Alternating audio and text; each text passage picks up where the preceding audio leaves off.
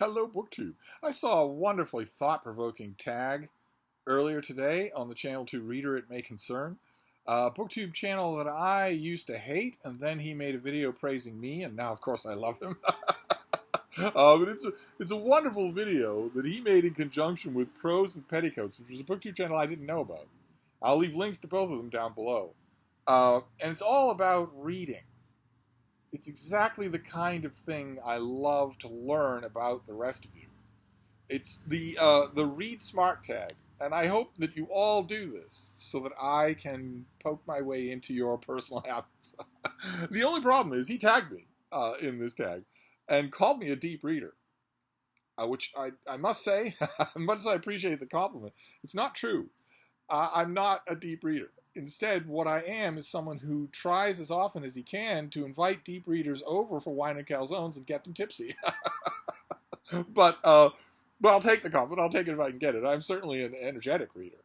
The only problem is, as I look over these questions, I don't know how helpful or applicable my answers are going to be to anybody. I don't think they are. I think my answers are going to be largely weird. We'll give it a try and see. So question number one is, what is your strategy to stay focused and engage while reading? And the typical answer here for the 21st century is going to involve your cell phone. We live in an attention economy. Almost every organism or individual out there in the world has now created a business model or shaped their personal behavior solely to get attention. It's the number one currency in the world. And your devices live on it. All the apps and services on your device, they absolutely live on attention. So the stereotypical answer to a question like this is going to be, how do you manage your distraction from your devices? And I have, of course, plenty of advice along those lines. Plenty of advice. Don't take your devices to bed with you is one piece of advice that you'll hear from everybody all over the internet. Another piece of advice that I always give that I meet some pushback from here on BookTube is disable all your notifications.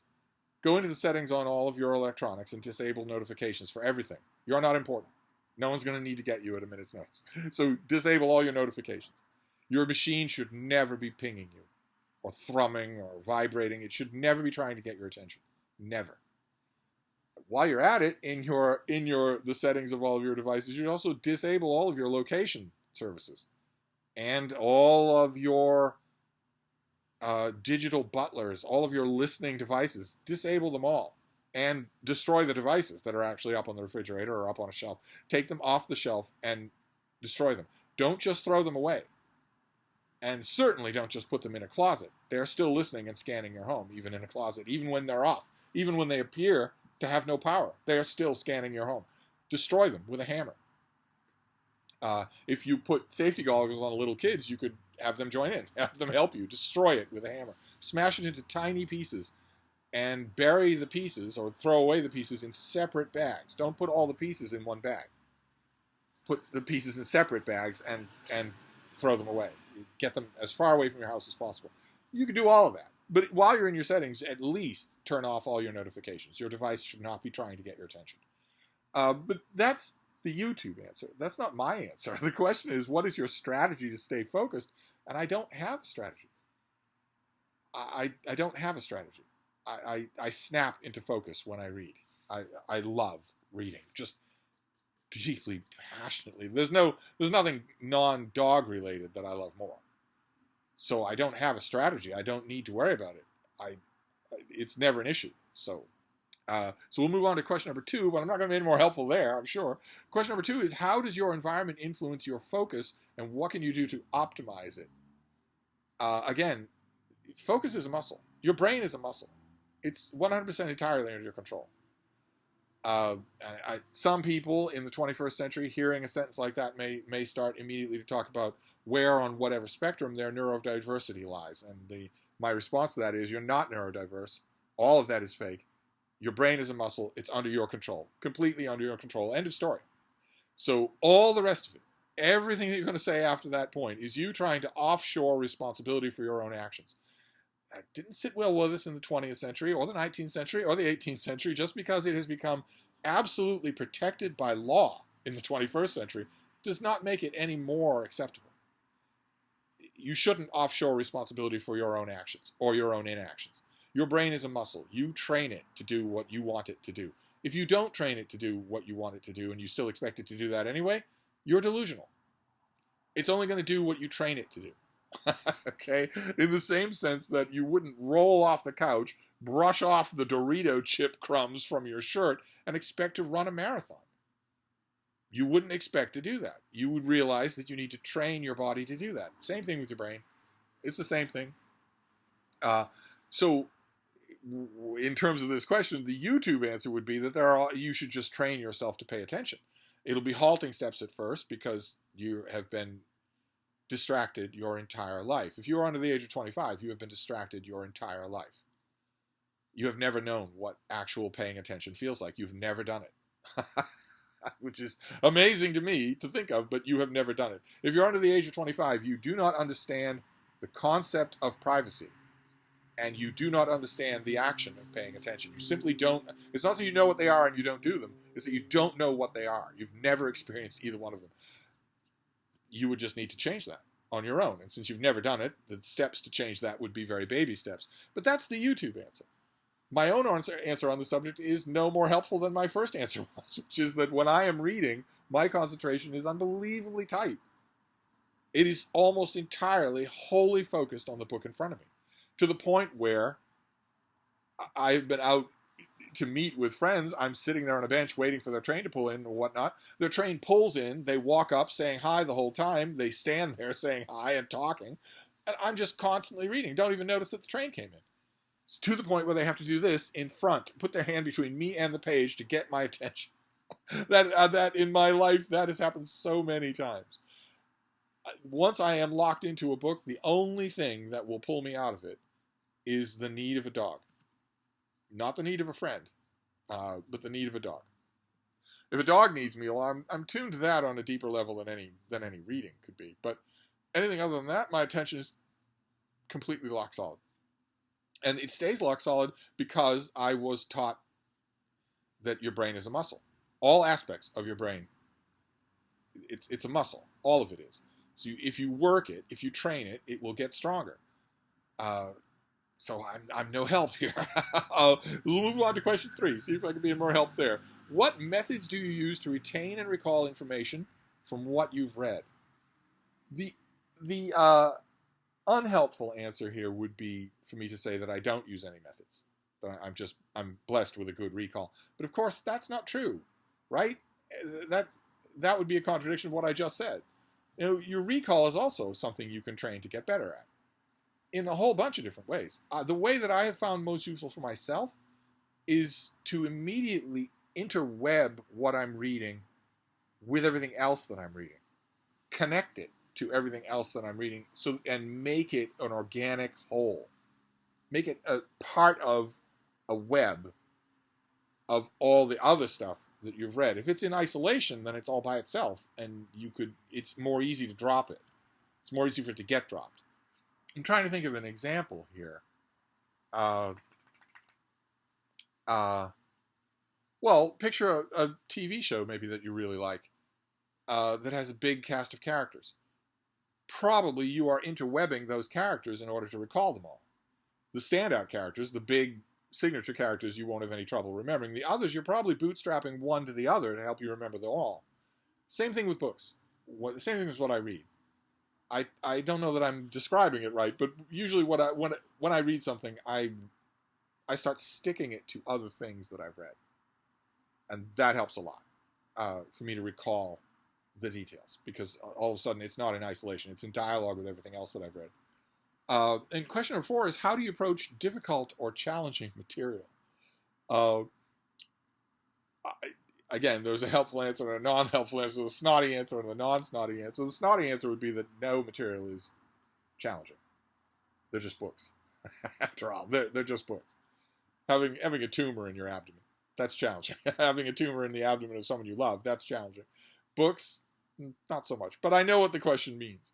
And for me, I don't have any varied way at all. If you give me a frothy 80-page fae romance and an 800-page book about naval improvements under Otto von Bismarck, I'm going to approach them the same. I approach everything the same. I don't have any. I don't decide ahead of time. Oh, this is tougher material. I need to pull out my A levels of concentration or engagement. My reading is not like that, which means this is probably another unhelpful answer. My reading is not like that. I am 100%. I am taking you seriously. Reading engagement with everything. I might, when I'm done, end up having fun with what I read. If it's trivial, I certainly will be having a lot of fun at Garb August, for instance. I'm having a lot of fun in June on the Range. But the actual reading of those things is done with the same intense concentration and deadly seriousness that I bring to everything. The judgment of whether or not what I just read was silly and worthless, that comes later. But the act of reading, that is wholly focused. And so it doesn't, I don't have any different advice that I have or approaches that I use for things that are denser or not. It all gets my complete attention. All of it does. Then question number 5 is, what role do note-taking and annotation play in your reading process? They don't have any role in my reading process, but they do have a large role in my reviewing process or in my rereading process. Typically, I will not read a book pencil in hand the first time through because I'm paying attention to other elements then. I'm paying attention to what are first impressions? What are the overall general impressions? What are the impressions that a general reader would get? Is this an enjoyable reading experience? Does it weirdly stop or break off or change tone at some point? And if so, when? If I'm buried down deep in the weeds with a pencil in hand, noting good turns of phrase or contradictions or word repetitions, if I'm doing that first time, I will, if I'm reading like a critic, in other words, the first time through, I'll miss all of that stuff. And you don't get a second chance to know that stuff. It's all first impressions. So typically I don't do any annotating then on that first pass through. And then I decide. Then depending on the book, I decide on whether or not a second pass is even going to happen. Most of the books that I read without pencil in hand in a quick, impression-sensitive first read, assuming that I will read it again pencil in hand. And most of them, I don't. Most of them are so bad, so dumb, so one-dimensional, so thin and watery, so self-impressed that there'd be no point. There'd be no point in going through it, going over it. But I say most only because it's 52, 55% instead of 45%. It's still a large number of books that I do go back to pencil in hand. And then it's for critical reasons. Whether I'm going to write about the book or not, I'm notating and annotating largely for that reason. Every once in a while, it'll be maybe something purely personal. Like, for instance, if I reread a book that I know I'm never going to write about, then I might underline or annotate for purely personal reasons, but usually not. Most of my reading is new releases. And most of that annotation is book reviewery type stuff. So it's another example where the answers won't do most people any good. Book reviewery type stuff are, who is this person, first appearance, who are they connected to, and how, where is this taking place? Albuquerque, New Mexico. Okay, is it stay Albuquerque? How old is this character when they first appear? Maybe a really good turn of phrase. Maybe a really good turn of phrase on page 13, and then on page 170, the exact same really good turn of phrase is repeated, word for word. You want to note that. You want to make a note of that. That definitely wants to be mentioned if you review the book. You want to mention it. The author is lazy or repetitive, or that was poorly edited. Those sorts of annotations are part of a critical read for me that isn't part, usually, of the first read. So that doesn't help, because most people don't read a book intent on soon 4 or 6 weeks later reading it again. Most people don't do that, so I'm not helpful again. Let's move on, see if we can find a common ground here. The thing of interest for me here will not be finding common ground with me. It'll be me finding common ground with you when you do this tag. I'm hoping everyone does this tag. Question number 6. How do you balance reading for pleasure with reading for personal or professional development? Well, first of all, I don't need any personal development, and neither do you. But professional development, in other words, reading for work, I do have to balance that, because I read for work every day. But I only have to balance it in terms of time. And again, maybe here this is me not being helpful at all. I love it. I just love it.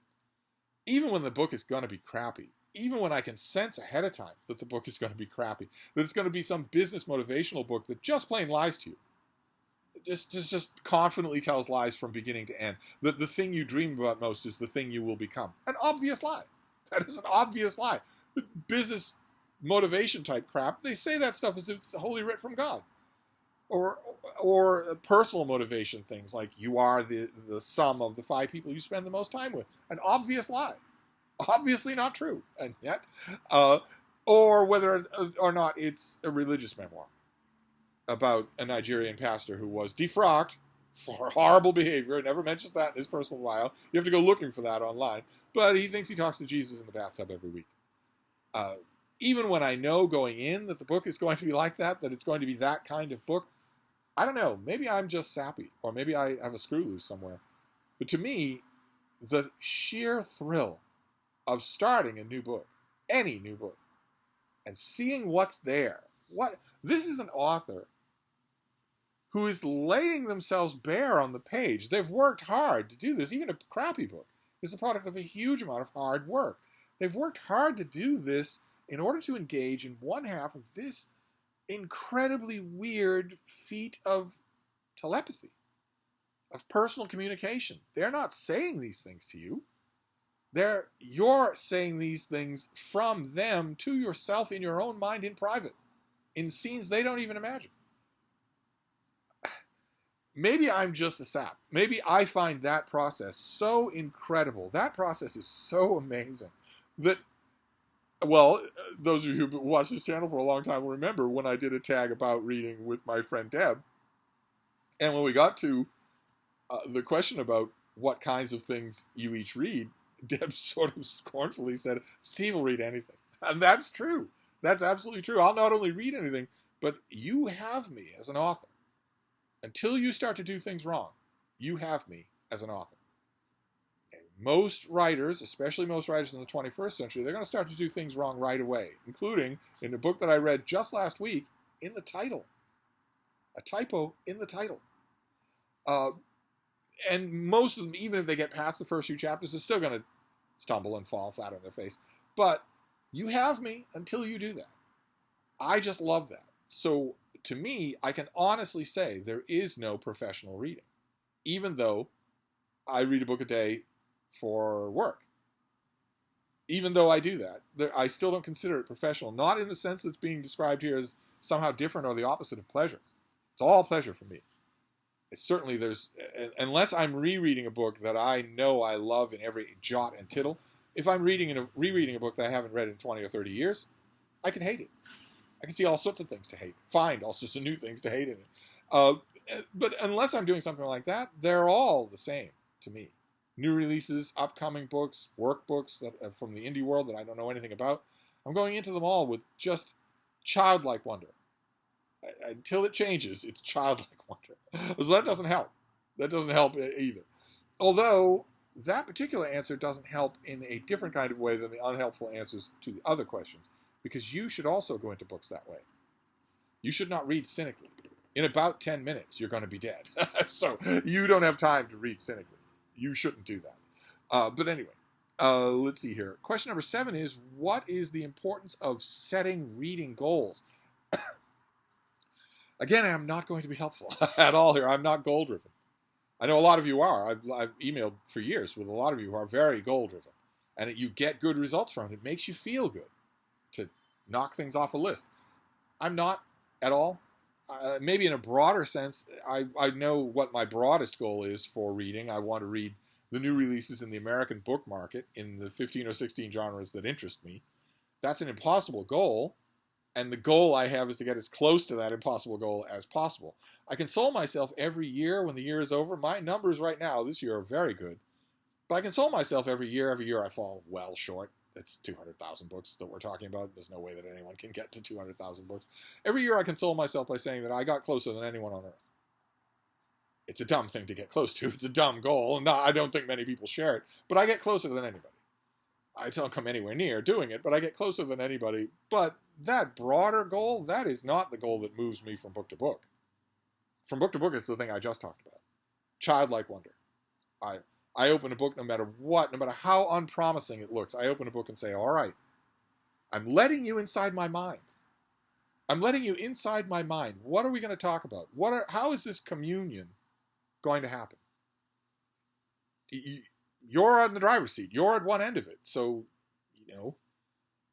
I'm ready. I'm totally open to it. What are you going to do? But when it comes to reading goals, I don't have any beyond that, except for the broader one. I have a reading remit. Everybody does, I think. But not a goal. It's not like I say, well, I want to read more of the new releases in the American book market this year than I read last year, and that means X number of books per month. I don't ever do tallies like that. And then question number 8. So I've not been helpful at any point in this tag. Question number 8 is, what are some strategies for overcoming reading slumps or lack of motivation? And once again, I am not going to be helpful. I don't ever have a lack of motivation, and I don't ever have reading slumps. I mean, I will go sometimes 6 books in a row that aren't doing anything for me. Obviously, that will happen. I've worked up a pattern in my reading of palate cleansers, where if I'm reading, let's say, 4 serious new releases in a row, well, then I might pick up an older Regency romance or a giant killer shark novel or a murder mystery of some kind and read that, not necessarily knowing that it's going to please me, but knowing that the change of pace is going to please me. That's going to allow my batteries to recharge just a little. But that's not a reading slump. I would do that even if the 4 serious books were good. And lack of motivation? Oh my God, no. As I just mentioned, in about 5 minutes, you're going to be dead. I say that all the time on this channel. In 5 or 10 minutes, you're going to be dead. And I mean it. You only get this one life. You're only here this one time to do all of it, to see any of it, to experience all of it. And your interiority, it's a horrible 21st century phrase, but your interiority, your sense of you, well, that's it. That's the whole ballgame. You could travel, sure, but you're doing that to increase your interiority. You could run marathons, but you're doing that to increase your interiority. All the negative experiences in your life, all the heartbreak, all the grief, all of that is serving to increase yourself. And the goal of this game here is to get as much of yourself as possible, because this eye blink is the only time that yourself is ever going to exist. This is it. That's all. This is experience. This is being alive. And you are lucky enough so that you did not start that experience as a galley slave in ancient Persia. You didn't start it born in the back of a cart in a tin mine in ancient Cambodia. You did not start it badly disabled, heart outside your body, undeveloped brain. You didn't start it with any of those things. You started it in the lap of 20th century or 21st century luxury. So you don't even have those. You started it with lots and lots of advantages, and in no time at all, it's going to be over. Now, I know a lot of young people listening to me don't believe that, but in no time at all, it's going to be over. And it's not a dress rehearsal for anything else. It's not a postscript from something that came before. There's nothing that's coming after. That's it. This is it. This is all that you get for any of it, for yourself, for deepening complexity, complicating yourself, and using that self to help others, and maybe pledging that self to the love of someone else or other people. That's it, though. That's all you're here for. You're not here to learn as much as you're ever going to learn by age 18, graduate college, and never learn anything else again. You might as well pull the dirt in over you if you're that way. You're here to constantly learn, constantly grow, constantly complicate yourself. And an amazing way to do that is with reading. Reading is an almost supernatural way to do that, because you're connecting yourself directly to the selves of other people and seeing what of that connection will help to increase you. That's amazing. That's an absolutely amazing thing. That is for me motivation. Now, if I never lose that motivation, it never goes away. It never even decreases a little. Not in the slightest. That is always burning at nuclear levels. That sense of, okay, I'm here. I'm opening your book. Tell me what you're going to tell me. Show me what you're going to show me. Show me you. Change me in any way that you legitimately can. Now, I'm an experienced reader, like a lot of you. I'm also an experienced critic. It's not easy to change me. It is possible. If it weren't possible, I would be useless as a critic. And I would also be useless as a reader and, parenthetically, as a person. But it's not easy to do. In book form, it's not easy to do. But I invite you to try. I honestly invite you to try. I'm not saying go ahead and try, meaning I'm never going to let you. I'm saying go ahead and try, and if you can, it will. It will change me. And I will either grow or expand or lessen or darker in some way. It's up to you. It's in your hands. Given that sense of wonder is always at unbelievably high levels for me, there's no chance I'm ever going to have a reading slump or a lack of motivation. No chance at all. Believe you me. There will come a time in your life, if it hasn't happened already, there will come a time when suddenly you will get a vivid reminder that in about 10 minutes, you're going to be dead. And I don't think after that moment you will have any trouble with reading motivation. I don't think you will. Maybe some people do. I certainly do not. So again, I'm completely useless on this question. So it's an actual tag about reading, and none of my answers are any good. They're not helpful at all. But yours might be. So feel free to do this tag. I will leave a link to the 2 channels that collaborated to make this. And I want to know your answers to these questions. They won't be as useless as mine. I'm sure they won't be. So feel free to tell me all. But anyway, I'm going to stop palavering now, but I'll be back. Thank you, BookTube.